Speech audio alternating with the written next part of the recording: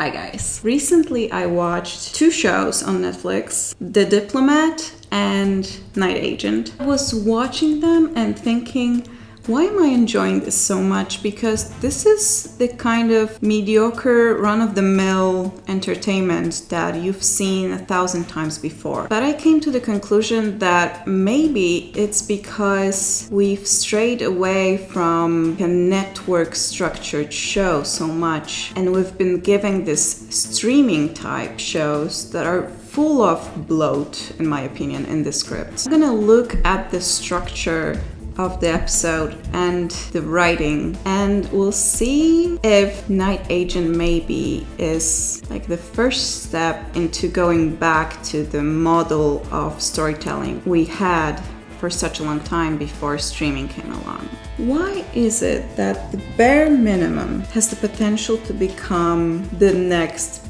biggest hit?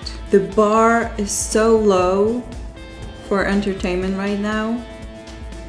I think the simplest stories are groundbreaking in a way right now.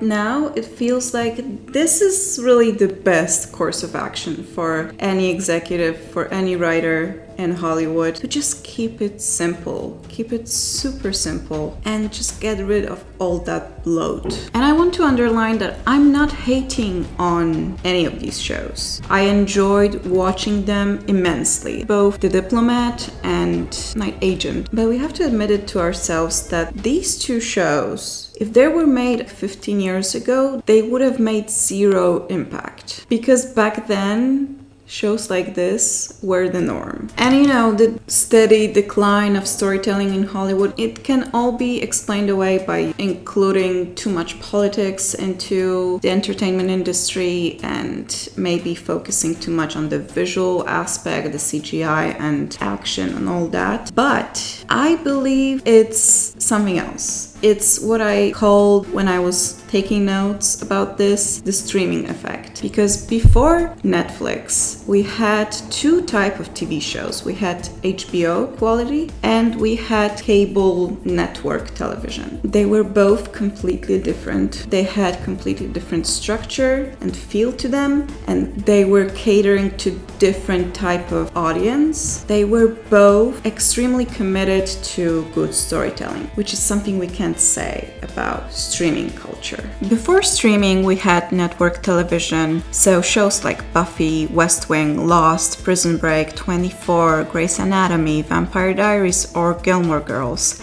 And then there was a quality, prestigious television that could be summarized in one word: HBO. Which is why I think their rebranding to Max makes zero sense. I still to this day remember their marketing slogan: it's not just TV, it's HBO. The differences between the two were substantial. The quality of production, which means how much money were they allowed to spend on a show, and structure.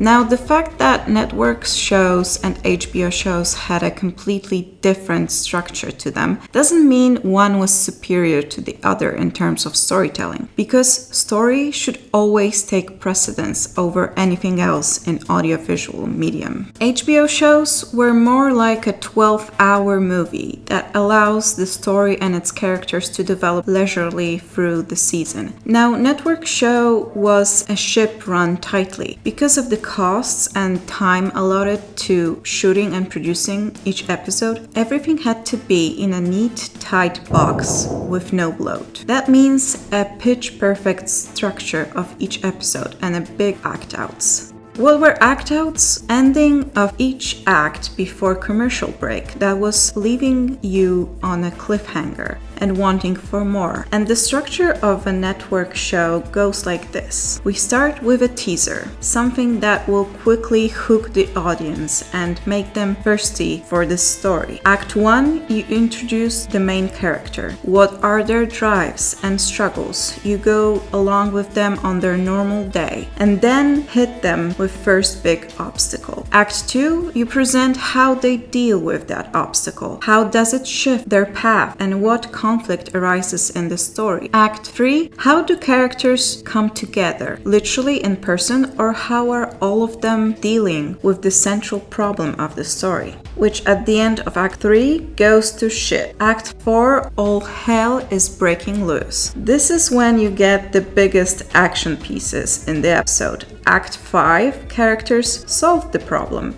And Act 6, they get a nice moment, maybe to bond or get romantic, ruminate on their actions. And with the ending, you turn it all on its head to hook people for the next episode. Now, this model worked for television for years and years because it was super engaging and packed with action. Streaming services effectively ruined network model by creating TV shows that on the surface look like quality HBO shows because of their lavish productions, but lack the substance of HBO. At the same time, streaming shows aren't as good in quality of structured storytelling as network shows were, because they rejected that model of act-outs and breakdown, thinking it will make them more prestigious. Now we can see that these shows just don't work because they look expensive but have nothing to say. And because they don't want to structure them like network shows, they have a huge bloating problem. HBO shows always had an hour-long episodes. Network shows run for 45 minutes maximum because of the commercial breaks. Streaming shows have 60-minute length even when the story could be done in 30. How many times in the last few years were you watching a Netflix show and mindlessly scrolling through your phone because you were getting bored, essentially? That is why. The bloat without substance and without pace and rhythm that is not engaging you. And this is where we get to The Night Agent. Because even though it's a show done by Netflix and episodes are an hour long, it is still structured like a network show. Same as Succession, by the way. Even though it's an HBO type show, it is still structured like a network show. And that is because Night Agent was created by Shawn Ryan, a seasoned writer who created a network show called The Shield in the past. So breaking story with act-outs came naturally to him.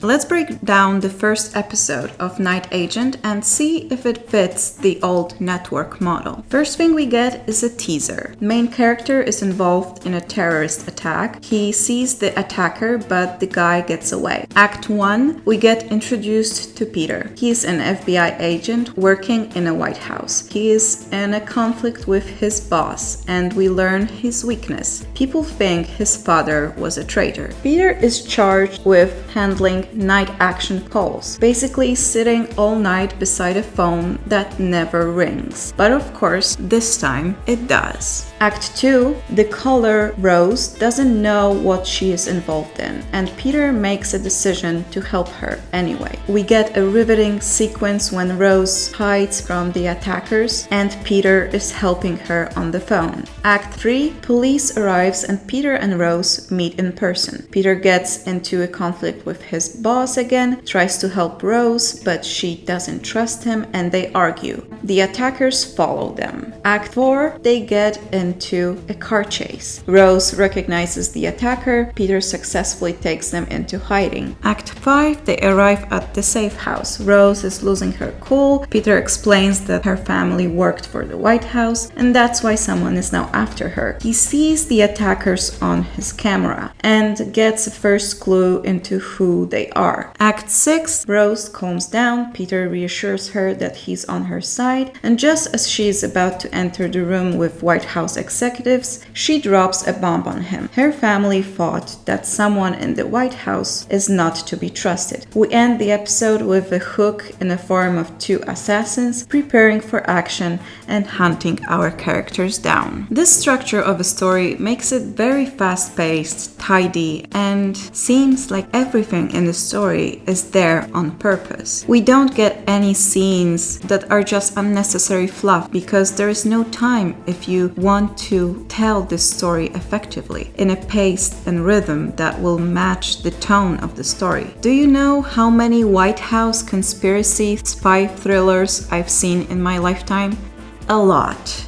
But when the story is structured correctly, it engages me every time. Like I said, Night Agent isn't a very ambitious or prestigious television, but it's not supposed to be. And while I used the network episode structure to analyze the first episode, it is still a streaming show designed to be bingeable. But we have to give credit to the writers for knowing what works in television and what doesn't, and not being afraid to go back to the basics, which is what makes the popularity of this show even more surprising and uplifting. Because when the story engages us on a visceral level, no amount of prestigious visuals is needed.